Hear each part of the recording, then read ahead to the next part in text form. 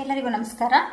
ಇವತ್ತಿನ ವಿಡಿಯೋದಲ್ಲಿ ನಾವು ಗುರುಬಲ ಅಂದ್ರೆ ಏನು ಮತ್ತೆ ಎಷ್ಟು ಪ್ರಯತ್ನ ಪಟ್ಟರೂ ವಿವಾಹ ಯಾಕೆ ಆಗ್ತಾ ಇರಲ್ಲ, ವಿವಾಹದ ನಂತರ ಯಾಕೆ ಸಾಕಷ್ಟು ಪ್ರಾಬ್ಲಮ್ಸ್ ಬರ್ತಾ ಇರುತ್ತೆ, ಅದಕ್ಕೆಲ್ಲ ನಮ್ಮ ಒಂದು ಕರ್ಮಗಳು ಯಾವ ರೀತಿಯ ಕರ್ಮಗಳು ಕಾರಣ ಆಗಿರುತ್ತೆ ಮತ್ತೆ ಅದಕ್ಕೆ ನಾವು ಹೇಗೆ ಪರಿಹಾರವನ್ನ ಮಾಡ್ಕೊಳ್ಬಹುದು ಅನ್ನೋದನ್ನ ತಿಳ್ಕೊಳ್ಳೋಣ. ಸೊ ಮೊದಲನೇದಾಗಿ ಈ ನೀವು ಯಾರನ್ನಾದ್ರೂ ವಿವಾಹಕ್ಕೆ ಸಂಬಂಧಪಟ್ಟಂಗೆ ಯಾರಾದ್ರೂ ಜ್ಯೋತಿಷಿಗಳನ್ನ ಭೇಟಿ ಮಾಡಿ ಕೇಳಕ್ ಹೋದಾಗ ಅವರು ನಿಮ್ಮ ಜಾತಕದಲ್ಲಿ ಮೊದಲು ನೋಡೋದು ಗುರುಬಲ. ಗುರುಬಲ ನಿಮ್ಗೆ ಇವಾಗ ಇದೆಯಾ, ಯಾವಾಗ ಬರುತ್ತೆ, ಯಾವಾಗ ವಿವಾಹ ಆದ್ರೆ ಒಳ್ಳೇದಿದೆ ಅಂತ ಎಲ್ಲ ನೋಡ್ಬೇಕಂದ್ರೆ ಗುರುಬಲವನ್ನ ಚೆಕ್ ಮಾಡ್ತಾರೆ. ಸೊ ಆ ಗುರುಬಲವನ್ನ ಹೇಗೆ ನೀವೇ ನೋಡ್ಕೊಳ್ಬಹುದು ನಿಮ್ಮ ಹತ್ರ ಜಾತಕ ಇದ್ದಾಗ ಅನ್ನೋದನ್ನ ತಿಳ್ಕೊಳ್ಳೋಣ ಬನ್ನಿ. ನಿಮ್ಮ ಜಾತಕದ ಜನ್ಮ ರಾಶಿಯಿಂದ ಅಂದ್ರೆ ಚಂದ್ರ ಇರುವ ಮನೆಯನ್ನ ಇಲ್ಲಿ ರಾಶಿ ಅಂತ ಕರೀತಾರೆ. ಆಮೇಲೆ ಗುರುಗ್ರಹ ಒಂದು ರಾಶಿಯಿಂದ ಇನ್ನೊಂದು ರಾಶಿಗೆ ಚಲಿಸಬೇಕಂದ್ರೆ 1 ವರ್ಷ ಬೇಕಾಗುತ್ತೆ. ಒಂದು ರಾಶಿಯಲ್ಲಿ ಗುರುಗ್ರಹ 1 ವರ್ಷ ಇರುತ್ತೆ. ಸೊ ಆ ಗುರುಗ್ರಹವು 1 ವರ್ಷ ಒಂದು ರಾಶಿಯಿಂದ ಮುಂದೆ ಚಲಿಸುವಾಗ ನಿಮ್ಮ ಒಂದು ರಾಶಿಯಲ್ಲಿ 2, 5, 7, 9, 11ನೇ ಸ್ಥಾನಗಳಿಗೆ ಬಂದಾಗ ನಿಮ್ಗೆ ವಿವಾಹ ಯೋಗ ಇರುತ್ತೆ. ಇವಾಗ ನೋಡಿ, ಉದಾಹರಣೆಗೆ ಇಲ್ಲಿ ನಿಮ್ದು ಚಂದ್ರ ಇಲ್ಲಿದ್ದಾರೆ, ಮಕರ ರಾಶಿ ಇದು. ಸೊ ಮಕರ ರಾಶಿಯಿಂದ ಸಪ್ತಮ ಕಟಕ, ಇಲ್ಲಿ 7ನೇ ಮನೆ ಬರ್ತಾ ಇದೆ. ಇಲ್ಲಿ ಗುರು ಇರ್ತಾರೆ. ಎಕ್ಸಾಂಪಲ್ ನಿಮ್ಗೆ 2024ರಲ್ಲಿ ಗುರು ಕಟಕದಲ್ಲಿ ಇರ್ತಾರೆ. 24 ನೆಕ್ಸ್ಟ್ 25ಕ್ಕೆ ಸಿಂಹಗೆ ಮೂವ್ ಆಗ್ತಾರೆ. ಅದು 8ನೇ ಮನೆ ಆಯ್ತು ನಿಮ್ಗೆ. ನೀವು ವಿವಾಹಕ್ಕೆ ನೆಕ್ಸ್ಟ್ ಇಲ್ಲಿ 2024ರಲ್ಲಿ ಗುರು ಇಲ್ಲಿದ್ದಾಗ ನೀವು ಟ್ರೈ ಮಾಡಿದ್ರೆ ವಿವಾಹ ಸಾಧ್ಯತೆಗಳು ಹೆಚ್ಚಿರುತ್ತೆ. ಮತ್ತೆ 25ಕ್ಕೆ ಟ್ರೈ ಮಾಡಕ್ ಹೋದ್ರೆ ನಿಮ್ಗೆ ಸಾಕಷ್ಟು ಅಡಚಣೆಗಳು ಉಂಟಾಗಿ ವಿವಾಹ ವಿಳಂಬ ಆಗತ್ತೆ. ನೆಕ್ಸ್ಟ್ ಅದ್ರ ಮುಂದಕ್ಕೆ ನೋಡ್ಕೊಂಡು ನೀವು ಟ್ರೈ ಮಾಡ್ಬೇಕಾಗತ್ತೆ. 9ಕ್ಕೆ ಬಂದಾಗ ಮತ್ತೆ 11ಕ್ಕೆ ಬಂದಾಗ ನೋಡ್ಕೊಂಡು ಟ್ರೈ ಮಾಡಬೇಕು. ಈ ತರ ಒಂದು ಗುರುಬಲವನ್ನ ಕನ್ಸಿಡರ್ ಮಾಡಬೇಕಾಗುತ್ತೆ. ನೆಕ್ಸ್ಟ್ ಗುರುಬಲ ಎಲ್ಲ ಚೆನ್ನಾಗಿರುತ್ತೆ. ವಿವಾಹಕ್ಕೆ ಸಂಬಂಧಪಟ್ಟಂತಹ ಎಲ್ಲ ಒಂದು ಪ್ಲಾನಿಂಗ್ಸು ಕೂಡ ಮಾಡ್ಕೊಂಡಿರ್ತೀರ. ಆದರೆ ಕೊನೆಗಳಿಗೆಯಲ್ಲಿ ವಿವಾಹಕ್ಕೆ ಏನಾದರೂ ಒಂದು ಅಡಚಣೆ ಬಂದು ವಿವಾಹ ನಿಂತೋಗ್ಬಿಡುತ್ತೆ. ಸೊ ಅದಕ್ಕೆ ಏನಪ್ಪ ಕಾರಣ ಅಂತ ಹೇಳಿದ್ರೆ, ನೋಡಿ ನಿಮ್ಮ ಜಾತಕದಲ್ಲಿ ನೋಡಿ ಇಲ್ಲಿ ಧನಸ್ಸು ಲಗ್ನ ಇದೆ. ಇಲ್ಲಿಗೆ ಸಪ್ತಮ ಸ್ಥಾನ ಬಂದ್ಬಿಟ್ಟು ಮಿಥುನ ರಾಶಿಯಾಗಿರುತ್ತೆ. ಈ ಸಪ್ತಮದಲ್ಲಿ ಶನಿ ಮತ್ತೆ ಕೇತು ಗ್ರಹ ಇದ್ದಾರೆ. ಈ ಸಪ್ತಮ ಮಿಥುನ ರಾಶಿ ಅಧಿಪತಿ ಯಾರು? ಬುಧ ಬಂದ್ಬಿಟ್ಟು ಇಲ್ಲಿ ನೀಚ ಸ್ಥಾನದಲ್ಲಿ ಇದ್ದಾರೆ. ಇಲ್ಲಿ ಶನೇಶ್ವರರೇನು? ಕರ್ಮಕಾರಕ. ನಾವೇನೇನು ಕರ್ಮ ಮಾಡಿರ್ತೀವಿ ಅದಕ್ಕೆ ತಕ್ಕಂಗೆ ಅವರು ಫಲಗಳನ್ನ ಕೊಡ್ತಾ ಹೋಗ್ತಾರೆ. ಮತ್ತೆ ಕೇತು ಏನು? ಡಿಟ್ಯಾಚ್ಮೆಂಟ್, ಅಂದ್ರೆ ಎಲ್ಲ ಒಂದು ವ್ಯಾಮೋಹಗಳನ್ನ ಕಳಿತಕ್ಕಂಥವ್ರು. ಸೊ ಇವರಿಬ್ರು ಒಟ್ಟಾಗಿರುವುದರಿಂದ ನಿಮ್ಗೆ ವಿವಾಹಕ್ಕೆ ಎಷ್ಟೇ ಪ್ರಯತ್ನ ಪಟ್ರು ಅದು ಸಾಧ್ಯ ಆಗ್ತಾ ಇರಲ್ಲ.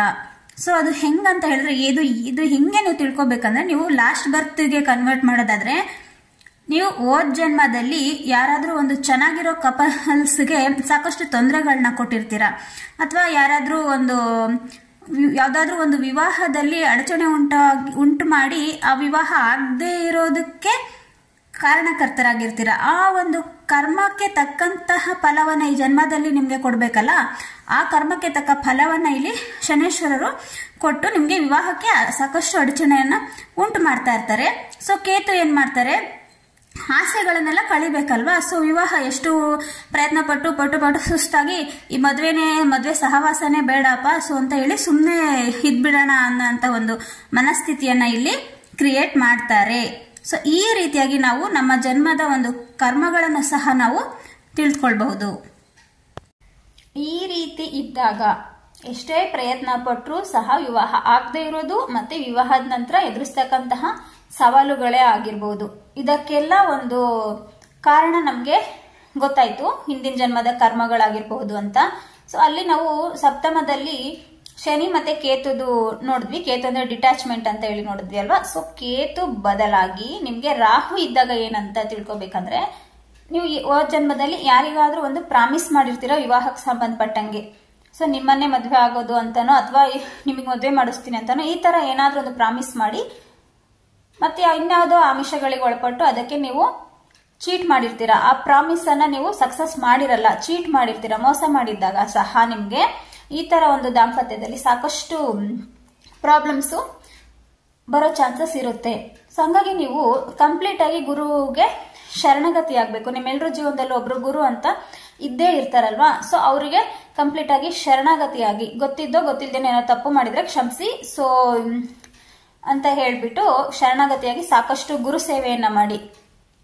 ನಿಮ್ಗೆ ಏನ್ ಸಾಧ್ಯ ಆಗುತ್ತೋ, ಆಹಾರ ಇಲ್ಲದೆ ಇರೋ ಸಮಸ್ಯೆ ಇರೋರಿಗೆ ಆಹಾರ ಹಂಚೋದು, ಮತ್ತೆ ದೂರ ಆಗ್ತಿರ್ತಕ್ಕಂತಹ ಒಂದು ಕಪಲ್ಸ್ನ ಹತ್ರ ಮಾಡೋದು, ಅವರನ್ನ ದೂರ ಆಗದೆ ಇರೋ ರೀತಿ ಮಾಡೋದು, ಮತ್ತೆ ಹೆಚ್ಚಾಗಿ ಗುರು ಮಂತ್ರಗಳನ್ನ ಪಠಿಸ್ತಾ ಬನ್ನಿ. ಗುರು ಸೇವೆನ ಎಷ್ಟೆಷ್ಟು ಮಾಡ್ತಿರೋ ಅಷ್ಟಷ್ಟು ನಿಮ್ಗೆ ಒಳ್ಳೇದಾಗ್ತಾ ಹೋಗುತ್ತೆ. ಗುರುನೇ ನಿಮ್ಗೆ ಒಂದು ಒಳ್ಳೆಯ ದಾರಿಯಲ್ಲಿ ಕರ್ಕೊಂಡು ಹೋಗ್ತಾರೆ. ನಿಮ್ಗೆ ಅದಕ್ಕೆ ಏನೆಲ್ಲ ಒಂದು ಸಿದ್ಧತೆಗಳು ಬೇಕೋ ಅದನ್ನ ಗುರುನೇ ನಿಮ್ಗೆ ಮಾಡಿಸ್ತಾರೆ, ನಿಮ್ಮಿಂದನೇ ಸಹ ಮಾಡಿಸ್ತಾರೆ.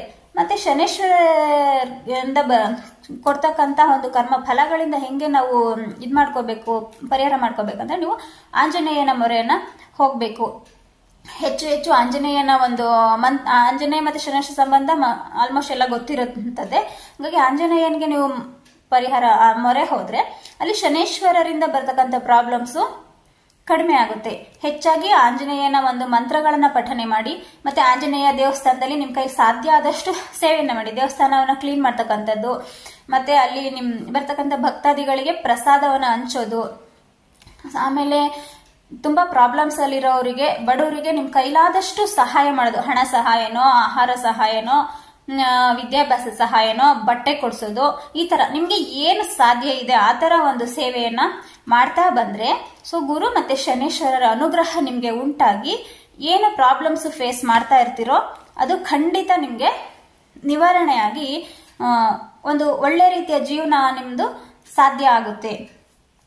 ಮತ್ತೆ ಎಷ್ಟೆಷ್ಟು ಸೇವೆ ಮತ್ತೆ ಮಂತ್ರ ಜಪ ಇವೆರಡರಿಂದ ಎಂಥ ಪ್ರಾಬ್ಲಮ್ಸ್ ಸಹ ಮುಕ್ತಿಯನ್ನ ಕಾಣಬಹುದು ಅಂತ ಹೇಳ್ತಾ ಈ ವಿಡಿಯೋನ ಮುಗಿಸ್ತಾ ಇದ್ದೀನಿ.